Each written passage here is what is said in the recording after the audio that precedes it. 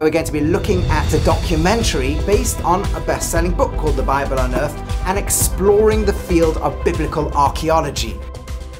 Hi everyone, and welcome back to another mini-series of Rabbi Reacts, where we're going to be looking at, in this case, a documentary and exploring the field of biblical archaeology. This is really interesting because it turns out that it moves into a thicket of a massive argument that's going on. But there was a very popular documentary series that is called The Bible Unearthed, based on a best-selling book called The Bible Unearthed by a Bible scholar and an archaeologist. The archaeologist is actually a very famous one called Israel Finkelstein, and the Bible scholar is Neil Asher Silberman.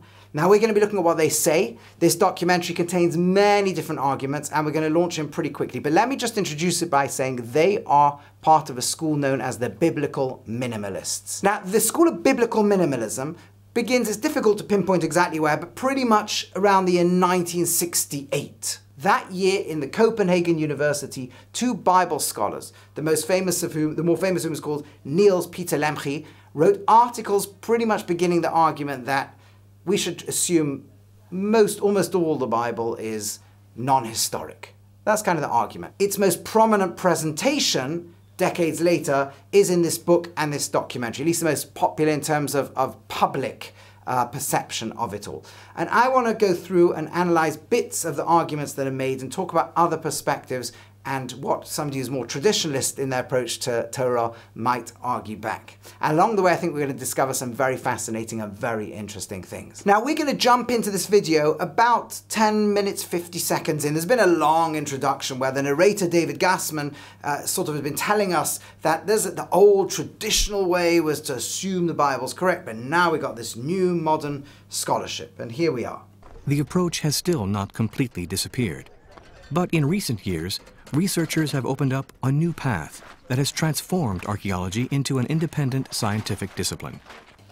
Now, a number of points. Just by the way, the background scene there is a place called Megiddo, which is one of the most important archaeological sites in ancient Israel. And the figure you're watching is Israel Finkelstein himself, one of the authors of the book and heroes of this movement, because he's not just a Bible scholar who looks at texts, he's an actual field archaeologist and a very brilliant one in Tel Aviv University. Now, just the lines that he said over there, the narrator said, ought to a little bit make some alarm bells go off. The implication is there's an old way of doing things. If you heard the opening sentence was, it hasn't completely gone. This old way of using the Bible to help us do archaeology. But now we've got new science and scientific approaches, as if anyone who doesn't follow this is part of it hasn't quite disappeared non-scientific way of doing things, which is, I think, actually grotesquely unfair. Because there are serious archaeologists, serious scientists, archaeozoologists, archaeobotanists, and researchers all over the world who disagree with the view that's going to be presented here as if this is the only scientific way of looking at the Bible. Anyone who disagrees part of this old hangover of religious archaeologists. And by the way, many of those who disagree, the mainstream archaeologists who disagree, are not religious at all, but they just look at the data, are as rigorous and scientific as these minimalists, and have a totally different view.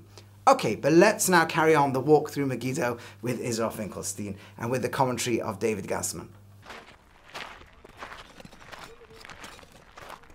These specialists consider architectural vestiges, ceramics, and debris of all types as the elements in a huge tableau vivant, a human reality that has to be sampled, understood, and interpreted in scientific terms. So once again, it looks like, the guys who do real science come up with all of this. You should know Israel Finkelstein is very famous because what he did is he redated, he took the carbon dating samples of a number of really important sites that seem to date to around the time of King Solomon and seem to verify the biblical story of King Solomon building these mega cities like Megiddo and like Chatzar and so on. And he wants to date them 100 years later and argue that in fact they date to a completely different king in the northern Israel called Omri, and in fact the whole Solomonic world didn't exist. It's a figment of a later author's imagination. For a while, many of these scholars used to argue that King David didn't exist.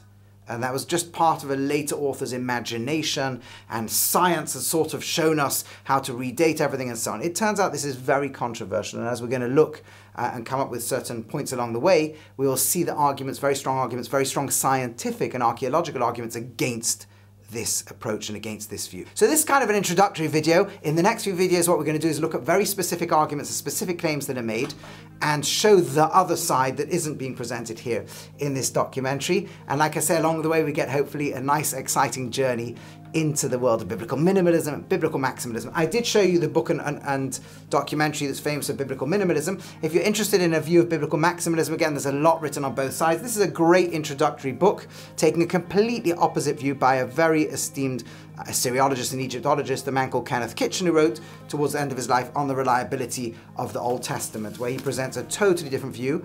Again, he doesn't have exactly, that's what we might call the Orthodox Jewish approach, but it's a very strong argument written from an archaeological perspective. And everybody should know, by the way, if you're not familiar with this, accuses the other side of their biases.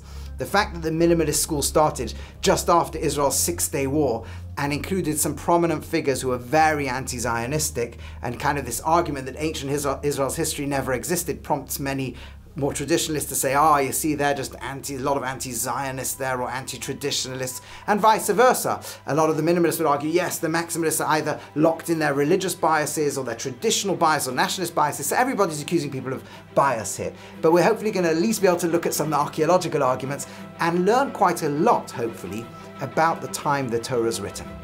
There's just not archaeological evidence. The only problem with this hypothesis is we're using our contemporary word to describe the ancient scenario. Hi everyone, thanks so much for watching. If you enjoyed what you saw, please click on the like and subscribe and hit the notification button below. Thanks so much.